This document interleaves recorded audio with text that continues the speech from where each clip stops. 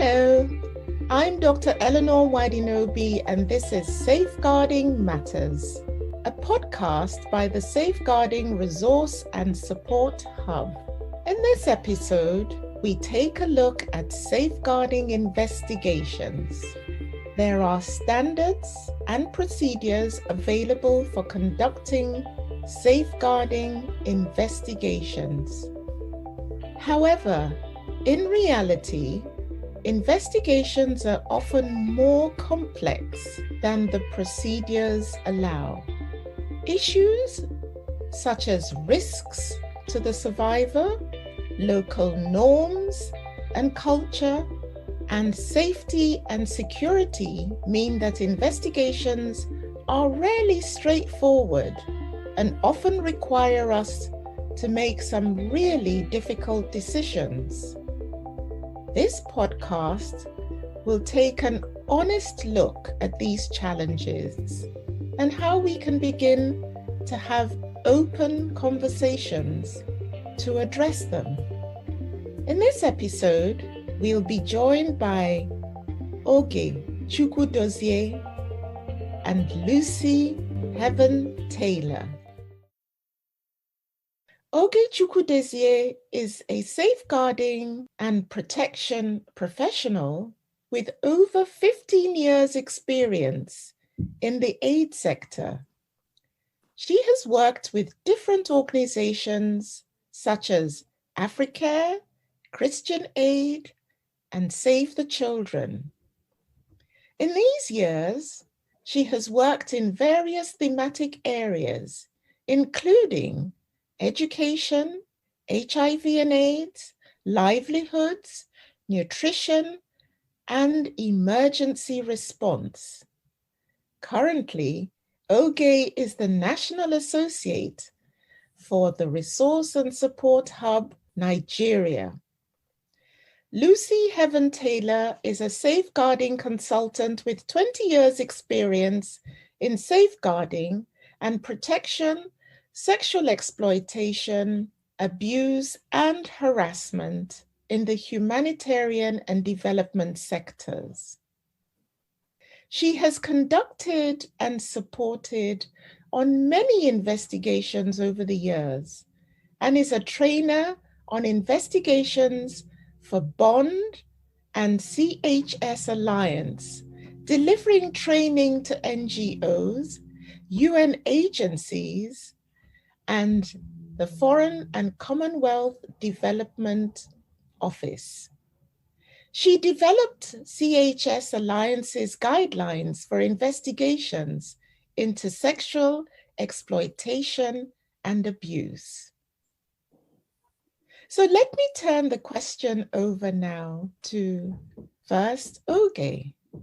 Oge, tell me about your experience in undertaking investigations. How did you come into the work? How long have you been doing this work?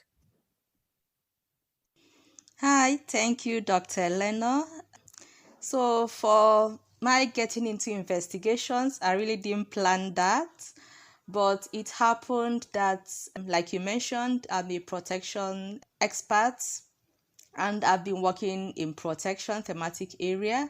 So while I was working with this organization, Save the Children, I was also now, doubling as safeguarding focal point for the organization. And of course, safeguarding works hand in hand, if I would say, with investigations. It's really part and parcel of what we do in safeguarding. So it was at that point that I got involved in safeguarding, and I was even sent for a training by then HAP in Uganda for a training on investigations. That was around 2012, and that's how I got into investigations. Thank you. Thank you so very much. Now, Lucy, tell me please about your experience in undertaking investigations and how you came into the work and how long you've been at it. Thank you, Dr. Eleanor. Well, like Oge, I came into it not really by design, but also almost by accident. So I've been working in the humanitarian and development sector for over 25 years, and I was working in humanitarian project management. About 20 years ago, I was working for Save the Children, and it just so happened that in the region I was covering, there was a child protection case. So I became involved just from that perspective and then became very interested in that work. So I then moved to work with Oxfam and I became their PSEA focal point for the humanitarian department. And as part of that, I was sent on the same training, in fact, that Oge referred to, which I then went on to become one of the trainers for. And then from that, a post was created in Oxfam for advisory support on PSEAH. So I was in that post for a few years and I'm now working as a consultant. So over that time, I've been involved in investigations as a consultant for quite a few different organisations. So both conducting the investigations myself, supporting on them and also providing training. Thank you so very much. Indeed, interesting journeys, both of you, and discover that, at some point you have walked the same paths, albeit at different times. Yeah. Interesting. Now, Oge, what have been some of the key challenges in undertaking investigations in your context? And how have you approached them? Well, there are really loads of challenges with undertaking investigations. One of key is, for example, adequate resources. Investigation comes with resources. So for some organizations, it's not planned, it's not budgeted for, and if a case happens, a concern is raised, then they are like, oh, what do we do now? Because we don't have the resources to actually undertake the investigation and see it to the end. Then there is also the aspect of fear of where the investigation of SCAH can put a survivor at risk of retaliation from the community. In some of the communities we serve, when a girl, for example, is raped, that's actually, she is seen as having defiled the family name. So that again is something that organizations are afraid of because they don't want to cause more harm to the survivor, and they are afraid to push this through because they are, there is that fear that they might be exposing the survivor to risk of retaliation and stigmatization, from the community.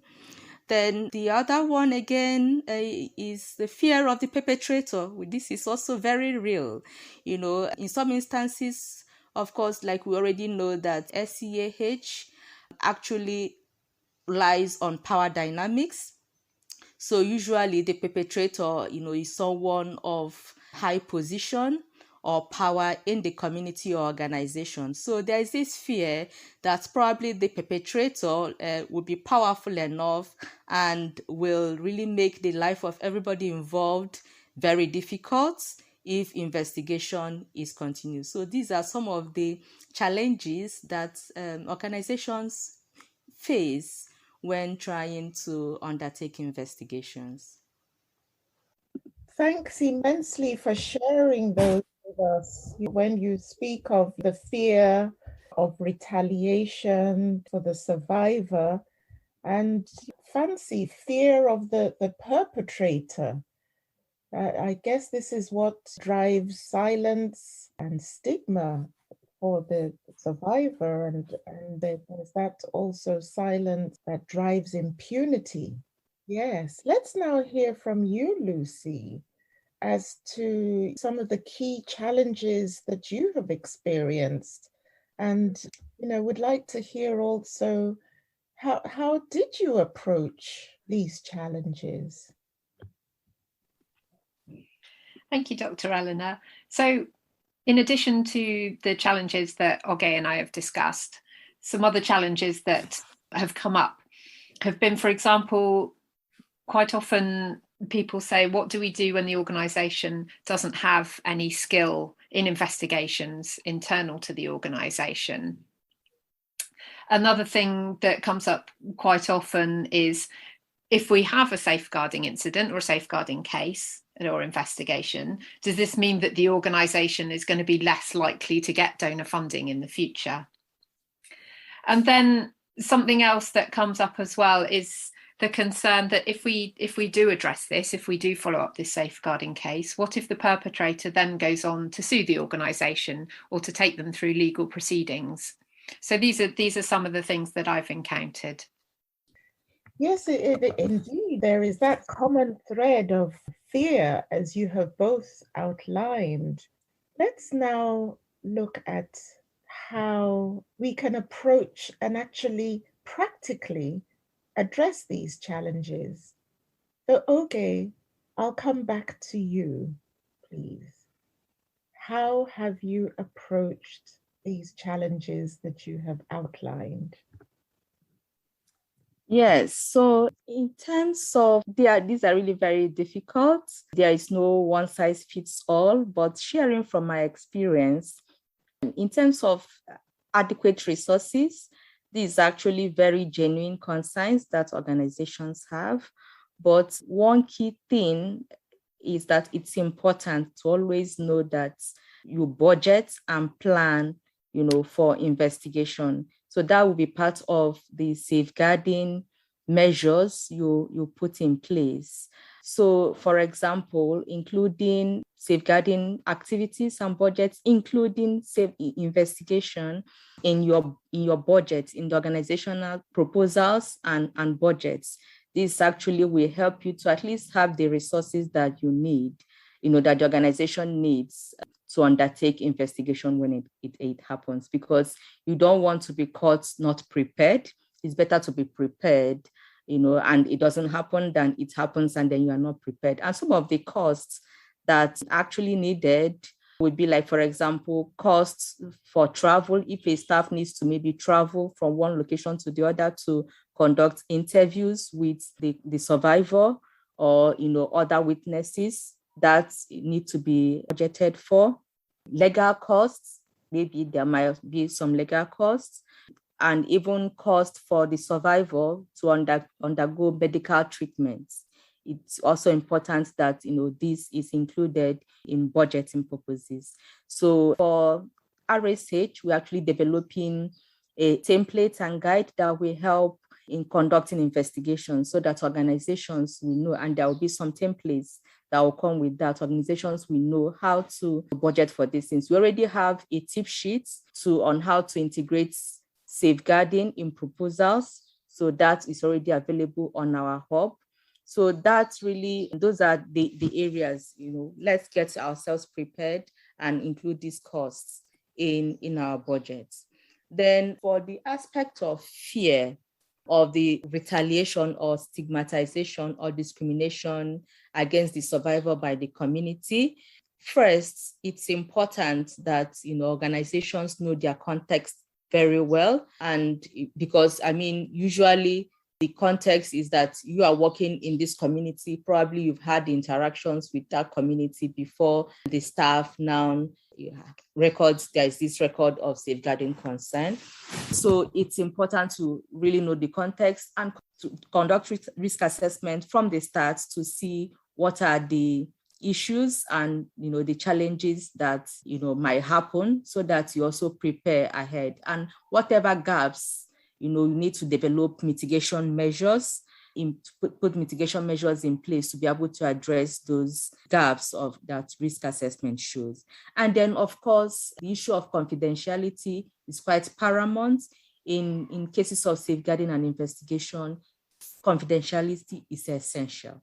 So it's only those that need to know that should know. It shouldn't be something that everybody, gets to know about this information. And in some instances, it might be work well that the organization, have a close meeting with an identified family member of the survivor, if it's a child or, a young man.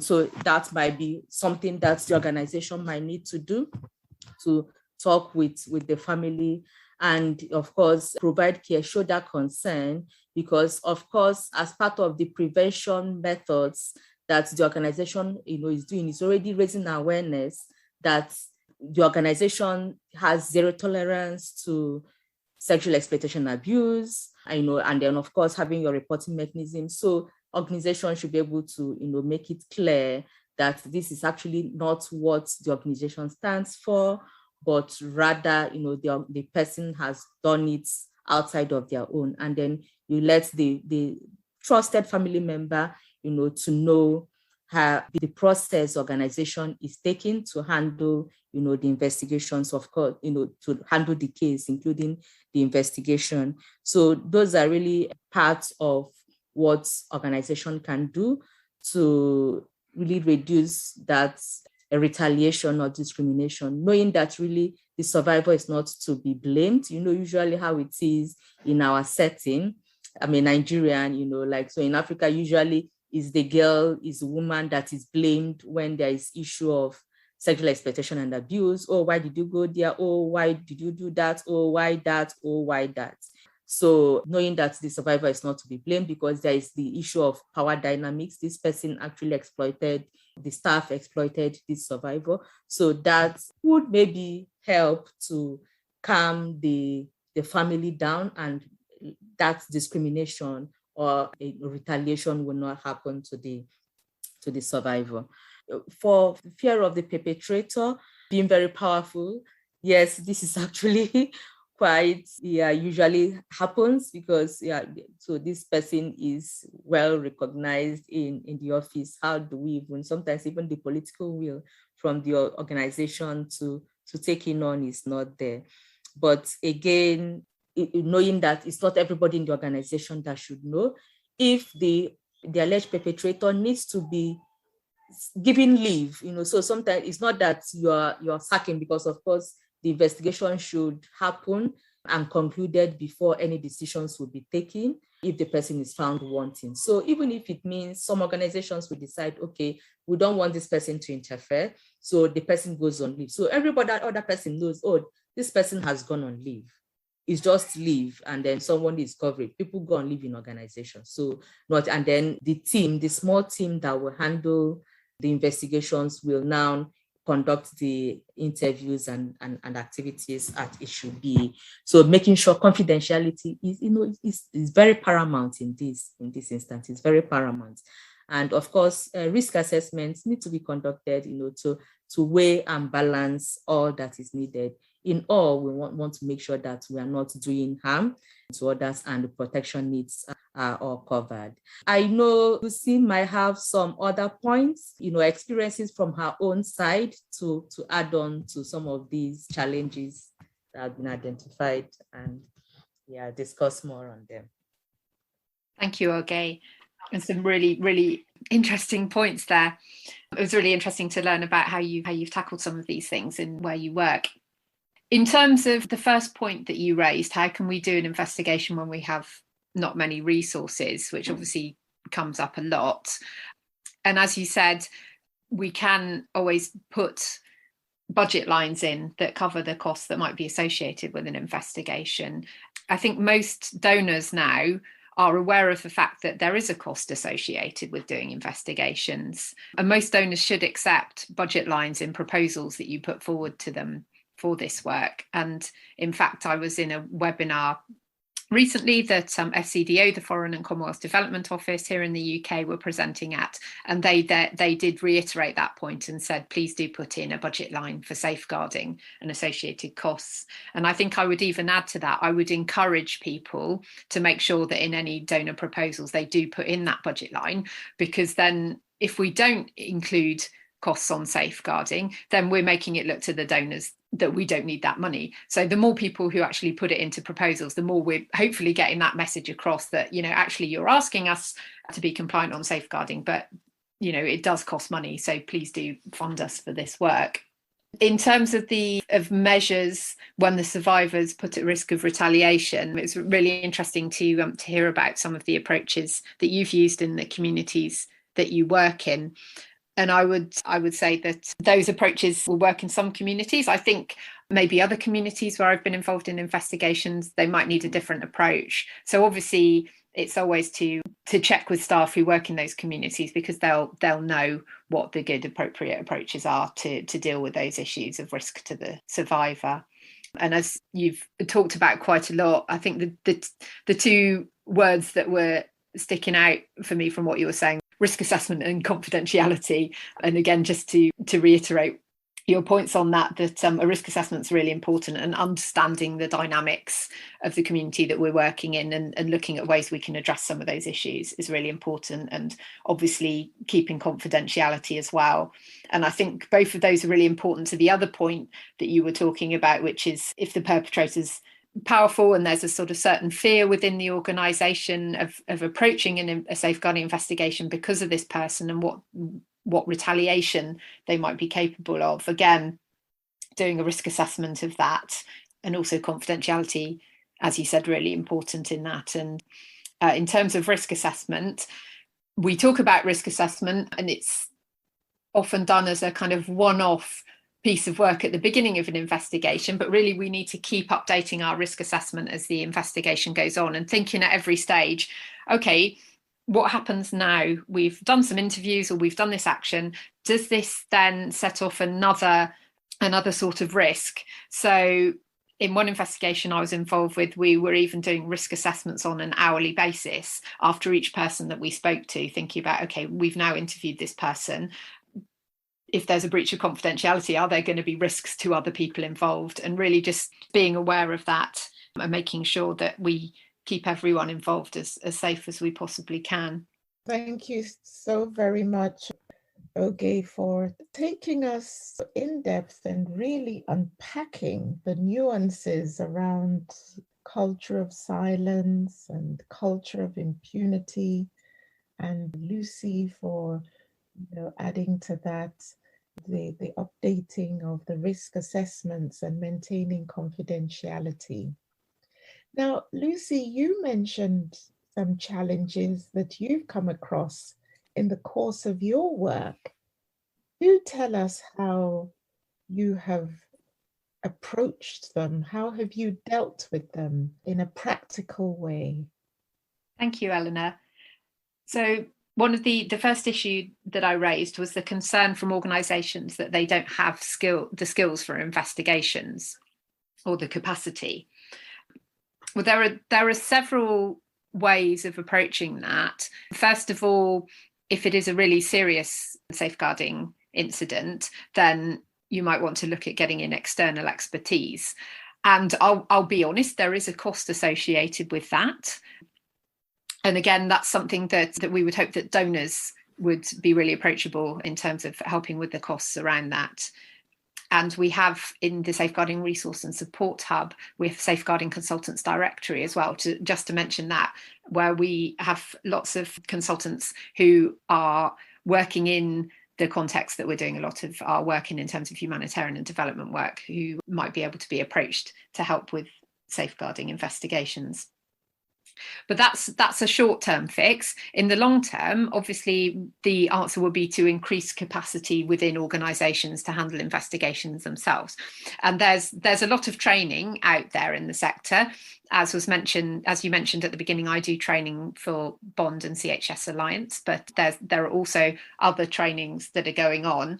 But I would also say as well, look at the skills that might already exist within your organisation who can help on safeguarding investigations. So your colleagues who are working on gender-based violence, for example, who might have experience in those areas, or you might have colleagues who've come from perhaps working in different sectors, but working in related fields. So perhaps in health or social care or so on, who might be able to bring those skills into investigation. In terms of the concern that gets raised quite a lot is if the perpetrator sues or takes legal action against the organisation. I get asked this quite a lot, and it is a real concern. And again, I'll be honest, it can happen, but this shouldn't prevent us from addressing safeguarding concerns when they come up. We shouldn't be afraid of the consequences so that we don't actually tackle them. And the best way to mitigate against this is obviously to follow due process. So to make sure that you've done a thorough and appropriate internal investigation, that you've followed all your organisation's procedures, that you've done everything correctly and appropriately, can help you then if there's any comeback in terms of the investigation. And then the concern that if you have a safeguarding issue or if you have a safeguarding investigation, doesn't that mean then that you're less likely to get donor funding because the donors think that you have this issue within your organisation? Well, again, donors are more and more becoming aware that safeguarding concerns do happen within organisations. And in fact, we say that if you're not getting any reports made in terms of safeguarding or issues raised, then that doesn't mean that you're not having any safeguarding or sexual exploitation, abuse and harassment cases happening within your programme. These issues happen in the general population anyway, so we know that the likelihood is that they are happening in the work that we're doing. So no reports doesn't mean that you don't have any problems and that everything's being done well. In fact, what it means is that you do not have the systems in place that are enabling people to come forward and to report. And in terms of the donors or any kind of negative repercussions that there might be, even in organisations, I think sometimes people can be reluctant even to escalate this up to senior management, to their regional office or to their head office, because they think it might look like a failing of their programme management. But we should be in a place now where we do realise, as I say, that these kind of incidents and concerns do happen, and donors should be aware of this, and it shouldn't impact on your donor funding. What should impact on your donor funding is if you don't deal with them appropriately and effectively. But if you can show again that you've followed due process and you are tackling this, then donors should be open to that. And there certainly shouldn't be punitive measures of removing your funding if you are trying to address these issues. Okay, what's your experience of some of these issues that I've been raising? Yeah, thanks, Lucy. Very great points there. There is never really an easy way out, but I want to share an experience on the last point about, an organization being less likely to get donor funding because of an investigation or SEAH concern. We had a meeting with some executive directors of some CSOs we are working with in Nigeria just a couple of months back. And, we are discussing safeguarding and that. And one of them, and this concern really came up, about, fear again that the donors that, will blacklist them and, they will not be open or allowed to receive funding again from donors. And then one of the participants, the CEOs of organizations that we are working with, shared an experience he had, that there was actually a case like that reported to the organization, and the organization has handled it because they had the reporting mechanisms, and then they got this report. So they've actually, started the investigation and concluded it, and they found out that the person was actually in breach of the organizational policy and adequate measures were taken. So a donor came to them, was doing due diligence, and asked about this issue. They heard about it from the community because apparently this funder had gone to the community to find out more about the organization, and all that. They're just really doing their due diligence quite well. And then when they came to the organization, they were like, oh, what of this case? And they were very open to share the steps that they took in addressing that concern, and even the lessons that they've learned from it and where they need to strengthen more. And the funder was quite happy with that and, took them on. Where it would have been disastrous was where if they had tried to cover up, maybe they've not done anything, and they were not trying to cover up, maybe lie that, so that would have been disastrous. So I think organizations and this part, and I will tell you that this is not even an international NGO, is a local NGO and a CSO that we are partnering with. And they share this, and it was actually a great learning for all the other CSOs in that room. So this is actually important, because most times, especially for smaller CSOs, it's really a concern for them, and that's why they try to hide it. They don't want to bring up the issue of SEA, thinking that when it happens, it's really like a failure on their part. But what will be really the failure is when you haven't addressed the things as you should, when the preventive measures are not there, and then where the response measures are not there. That's where indeed would have failed. But if the prevention measures are there, you have all the things, you have your training of staff, committee members, you train them, you have the reporting channels, that you constantly review, you constantly sensitize the community. And then when the report comes in, you handle it, well. Where you don't have the capacity, Lucy, just like you mentioned, probably seek out support from elsewhere. Then try to also build your staff capacity and see where you can actually even leverage more. If it's a local organization, maybe get support from your INGO partner to help you, if they have that capacity in investigation, to help you to handle the investigations, and you learn from it. So these are really the things that organizations need to put in place, and that's when you do that, you'll be confident even to say, oh yes, I did this, I did that, I did that. So this person actually acted not in line with the values of the organization, and then this is what we are doing. So that way the donors will actually even be happy and continue to fund. And so that's really what I have to add. Thank you very much, Lucy, for those points. Indeed, truly illuminating, very practical steps, short and long term, and also the sharing of case studies. That's it for today. We hope you found it a useful conversation, and thank you once again to Oge and Lucy. There were a lot of recommendations. So here is our summary of the top takeaways. 1. Investigations are hardly ever straightforward. It's important to acknowledge this. However, we cannot do nothing. Otherwise, we risk the safety of the people we are working with. 2, we can learn from each other by having open discussions and sharing learning, whilst not breaching confidentiality, of course.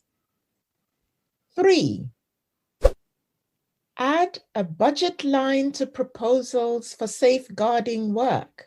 Most donors should accommodate this. 4,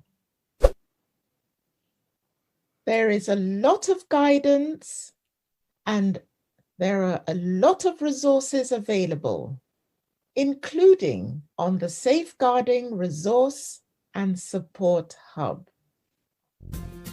Thank you once again for listening.